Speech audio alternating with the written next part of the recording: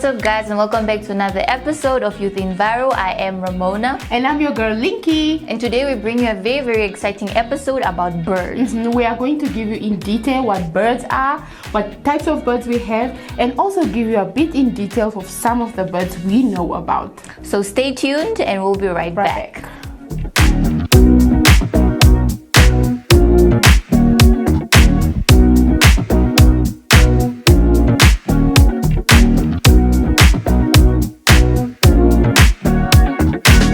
My name is Claudia. My name is Saima. And you're watching the Youth Enviro Show.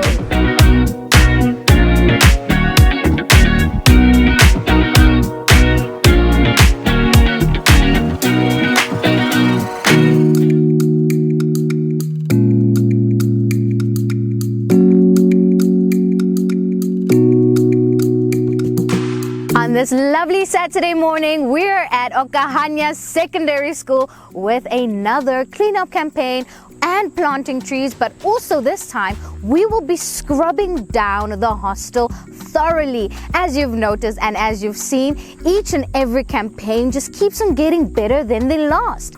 Unfortunately, we are coming near to the end of our campaign, so make sure that you're staying tuned for our next school.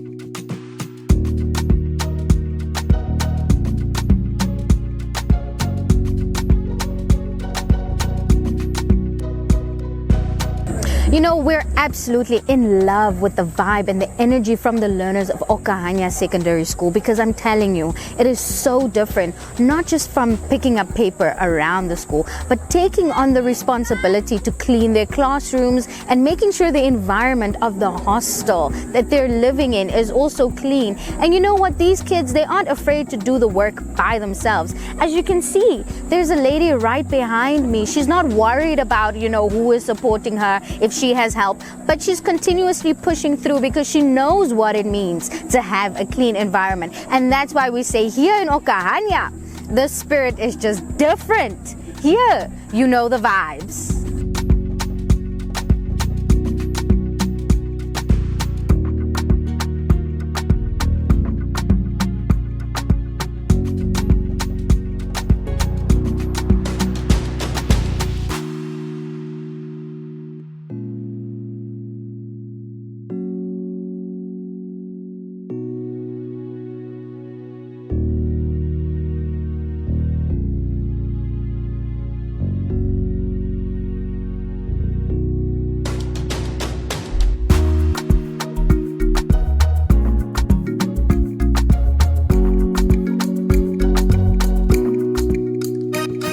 Of this nature can never be undone.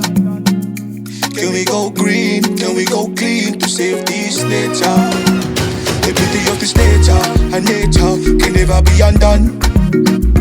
Can we go green? Can we go clean to save this nature? The beauty of this nature can never be undone.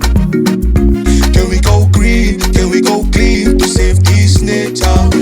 Everything we do has its consequences. We are bound to choices. Yeah, yeah. Our world, it needs our care. It's in our hands to do our share. The beauty of this nature can never be undone. Can we go green? Can we go clean to save this nature? The beauty of this nature and nature can never be undone. Can we go green? Can we go clean to save this nature? The beauty of this nature can never be undone.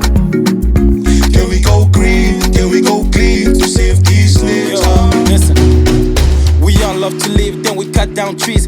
If only you can see what my eyes. Welcome back Alright guys, and thank you for staying tuned. As we said, we're going to be talking about birds. So Linky, do you mind explaining to us what birds are? So birds are a group of warm-blooded vertebrates that are characterized by their wings, feathers and backbones. So guys, just as important as it is to know what a bird is, there's also an importance to why we need birds in a country. And it's very, very important. Reason being, birds are just as important as other animals. Birds also contribute a lot to our Namibian economy by bringing tourists specifically to come watch our beautiful birds. Birds also reduce the number of rats around our homesteads. They help in seed disposal and also help in pollination in plants. That's so interesting. I'm sure there are people that just travel to come see these beautiful colors on the birds. There are those birds that have different colors, and when they swing their like wings, the peacocks. Woo, they're so beautiful. And the pink flamingo that is so beautiful and so pink, and this just represents love, man. So guys, just as it is, we also have different birds in Namibia, which I know of a dove. I hear the dove is about love. It is about love, but recently people have been using it like when somebody dies. Is it like a peace sign or something? Apparently it's a go sign. No, but like peace, you know, 'cause they also represent peace. Okay. Anyways, one bird that I personally love is the gray lark. The gray lark is a very beautiful bird with a very dark complexion and has very intriguing features, and this makes it one of Namibia's most interesting birds. Oh wow, Ramona knows so much about birds, but I know about an ostrich, one of the biggest birds that we have. It's so funny that we call it a bird because it cannot fly. I know. But it's a fast runner. It's one of the biggest birds we have in the world and the tallest birds anyways. It has 3 stomachs, guys. What are you doing with 3 stomachs? Wow. And the eggs are like humongous. Yeah, they're humongous. I've seen them before. Ostrich is one of, it's so beautiful for me, honestly. I've seen kind of it scared once. of them. Yeah, it's really scary, but I've seen it once. It's beautiful. It's really beautiful. And it can live up to 70 years old, just like a human being. Wow, that's a very long time for a bird, eh? So guys, I hope you are learning with us, and I hope you're going to stay tuned. Please, we'll be right back. Hi guys, we are from HBS. Let's keep our environment clean and let's keep watching the Enviro show.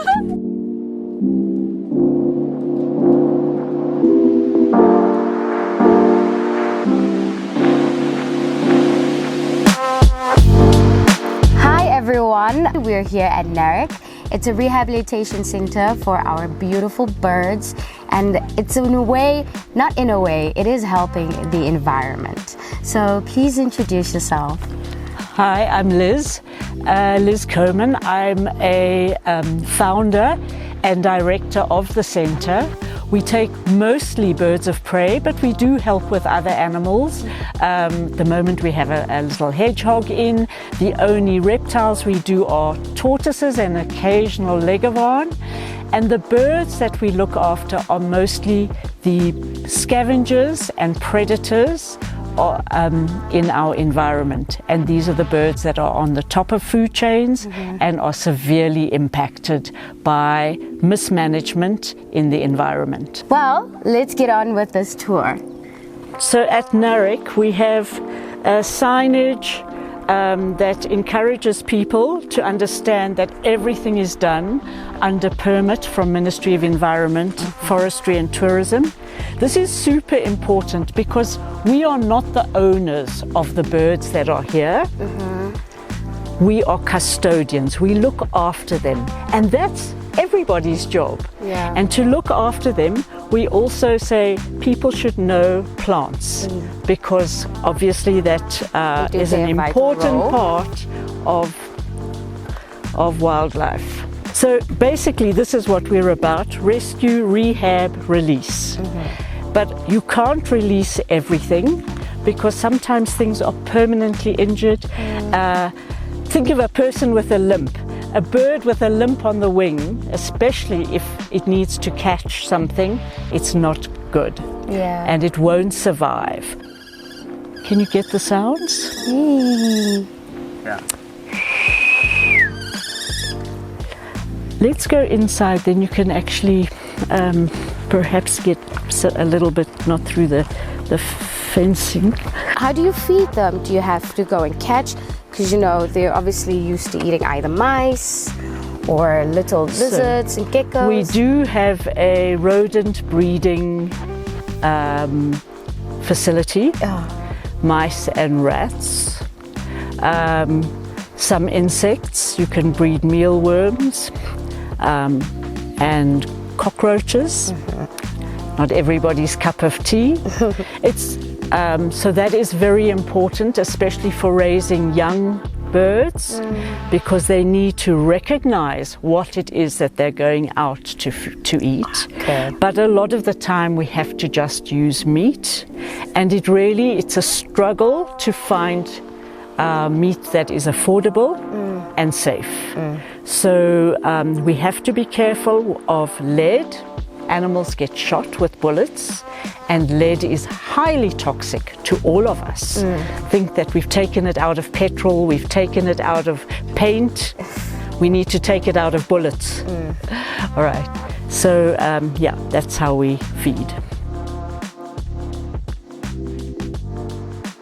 Most raptors do not live in groups or flocks.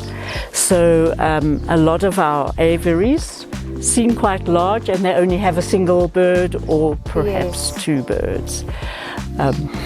We do have some migrant raptors that come in flocks, and those are usually the insect eaters. Okay. And they wait for the rains.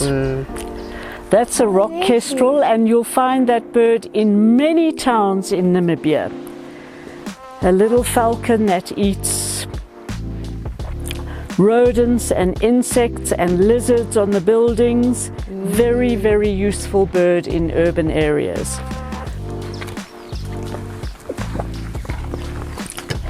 Every bird has a characteristic that shows who he is, and the auger buzzard has a red tail. So he's really easy. If he moves now, you can just get the color of the tail. Do birds have conflicts with each other? Oh yeah, they can. They get very territorial. When placing the birds, you know, in their sanctuaries, do you specifically keep certain birds apart from each other? Or is it like, oh no, they're fine, you know, just... So we have a sort of section of owls, try to screen the birds from each other. So they don't, but as you can see, we got big spaces, and I have a second white-faced owl that I've tried to, she's so territorial that she will not allow anybody else any other owl into her space. Wow. So she's really aggro about it. And then of course, during breeding season or egg laying time, if it's females, they really, really don't want anybody in their space.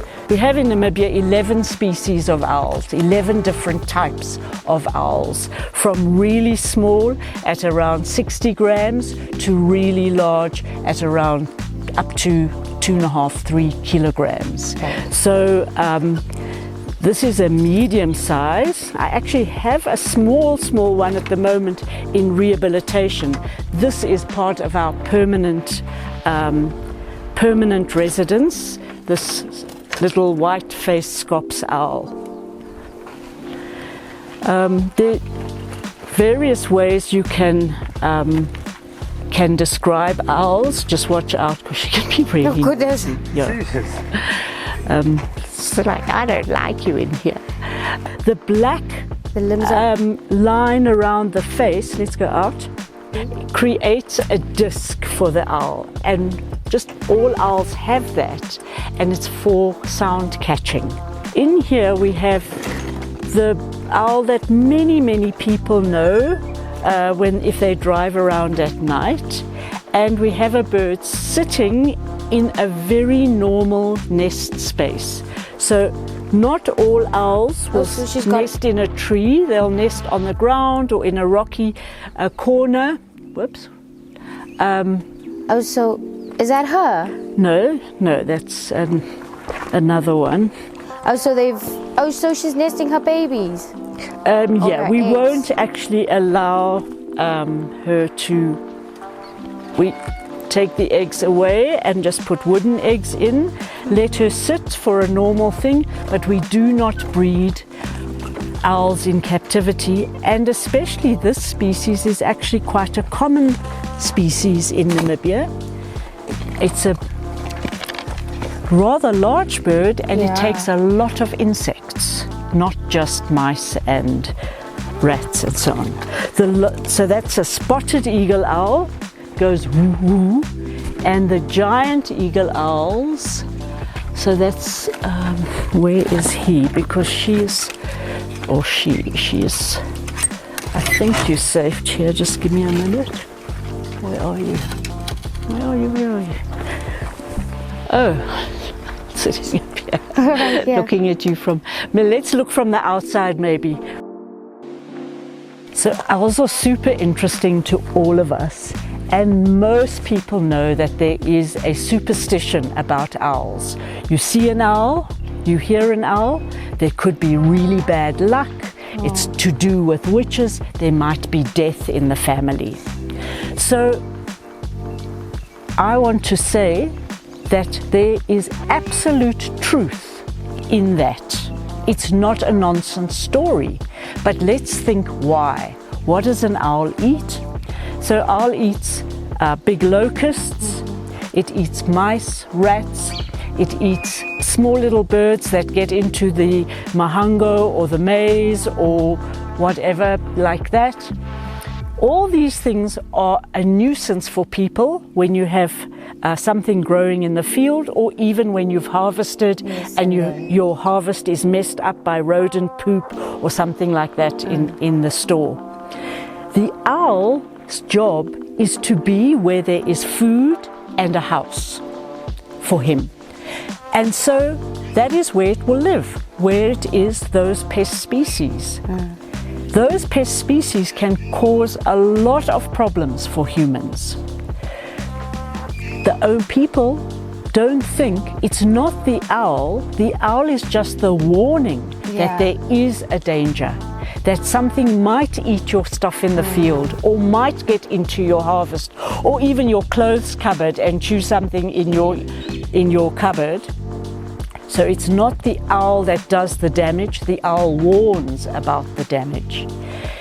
If people really thought about this and they had a pair of owls living near them, they would love them, because an owl in its breeding season will catch over 3,000 rodents in an area of a couple of square kilometers around its breeding house.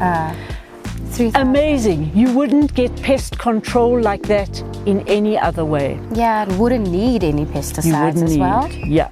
We have to beg people to stop just using rat poisons and mouse poisons. They are smashing the environment and smashing that very thing that looks after them.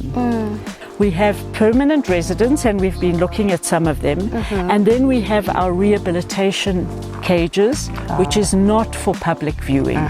So these are birds that would have come through the hospital section, through that hospital care, the clinic care, the veterinary care, and they're into rehab.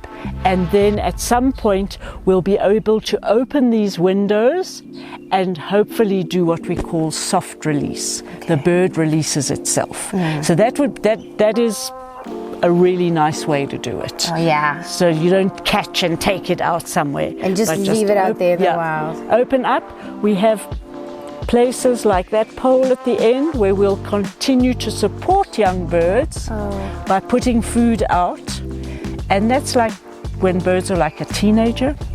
So they know now have to they're working on it, but if they don't manage, somebody actually fed them. Okay.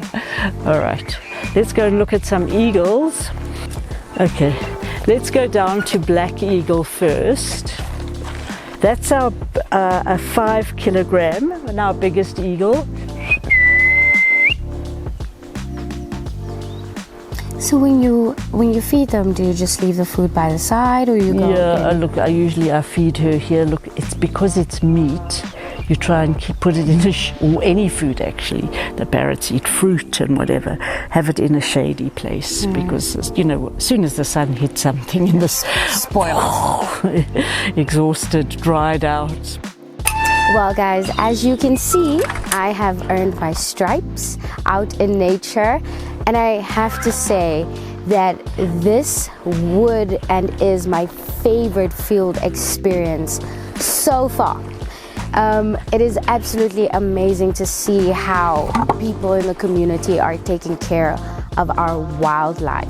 And it is such a breathtaking experience to actually be able to see the animals for myself, because many times I see them in a book, I see them on the TV, but actually being up front, face to face, wow, absolutely amazing. So if you want to come check out, if you want to learn more about how you and us can preserve our birds, because we do have birds, you know, that are being poached. We do have birds that are unfortunately, you know, through human-wildlife conflict are being killed.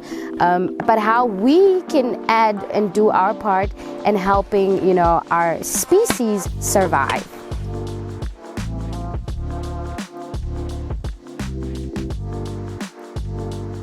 When we feed birds, we need to know a few things. We need to know the species. What is the weight of the bird? Is it a male or female? And then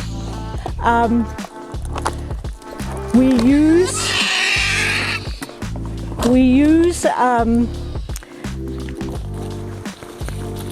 vitamins and minerals for the birds. We've weighed the food so that it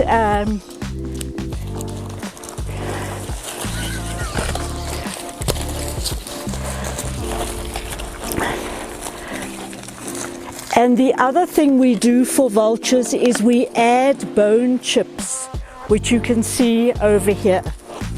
So I know exactly how much food I fed not every day for the vultures.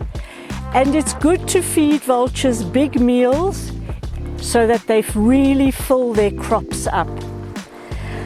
Vultures have a really hard time, and they really should be the one bird that we're looking at in terms of One Health. Vultures get poisoned by farmers that are attempting to get rid of jackal, lion, hyena, leopard, any of the scavenging mammal predators, scavengers, the mammalian scavengers. We have 7 species of vultures in Namibia, or should have. Everything from one species that is locally extinct, poisoned out, gone. And these are our savanna birds, the whitebacks. Typical noises in a vulture feed.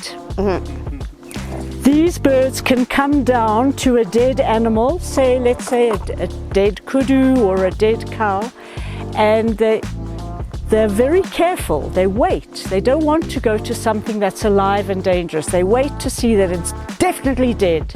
And then when they come in, they can complete that carcass within 40 minutes. A full kudu, gone, wow. Gone. But there will be quite a few of them. There are likely even vultures flying over us right now, but they're high up and we don't see them. But they're out there foraging. We've always suggested to land owners, cattle owners, sheep owners, farmers, watch the vultures. If there's something dead in the veld, you'll see them circling as they come up or you'll see them coming in. So they're really useful because the veld, it's a big place, there's lots of bushes, you won't know until the vulture comes. The poachers started to use that against vultures so that they would, for example, poach an elephant, throw poison onto the meat of the elephant, so the vultures come in, they die, so then no officer can see them coming off and circling up, and the poacher has time to take off the horns of the rhino or the tusks from the elephant and so on. Wow. So unfortunately in Namibia, we have seen some of the most terrible poisoning of vultures, 500 dead birds on a carcass. This is frightening. 500. Okay, have a look now. You can see her crop, that full space. Okay, she won't need food tomorrow. Okay, so tomorrow is a digestion day. It slowly moves through, and she's still greedy, but she really doesn't need any more, so she'll let him eat. Parrots actually love to live in pairs or flocks. They don't like to live alone, and they certainly don't like to be in little cages. Birds need to be able to move about a bit. Yeah, roam freely. Yeah. Do they speak? I like to say all birds speak their own language. No, they're not great Communicators. human language. So sometimes they'll say hello or they'll shout, "Where are you?" But they're not real talkers. And part of the reason is they probably weren't taught as youngsters, or maybe a language I don't know, but also they're outdoors, and so they get a lot of bird sound, so they just copy other birds. These are Monteros, and the male will come now. He's got a much bigger beak, and they're endemic to Namibia. Tok, tok, tok, tok, tok. That's the male. So he has this very, very, very big beak. The female was a rehabbed bird, and she has a ring on her, and she was rehabbed about 12, 13 years ago, and she's been around ever since. The male is a wild male that came in, but he tends to be tamer than she is. Perhaps because we actually had to manage her and deal with her, and birds don't really like it. So to try and be environmentally friendly, our centre is completely solar powered. Well, as we end our trip here at Narek, we had an amazing experience. We spoke about, how the usage of rat poison is very deadly for our vultures, for our birds. What else, Miss Liz? Do you have anything else? I do want to say, just remember about birds. You can stare out of the classroom window, you'll see a bird. You can go for a walk down the street, look up, you'll see a bird. And it makes life beautiful and interesting. So enjoy. That's why we're here. Oh yes, definitely. It is such a beautiful experience. Well, no more talking, because, Miss Liz has said it all. And so from me, Sharissa, and Miss Liz here at Narek, we say bye. Thank you for the visit. Oh, thank you so much.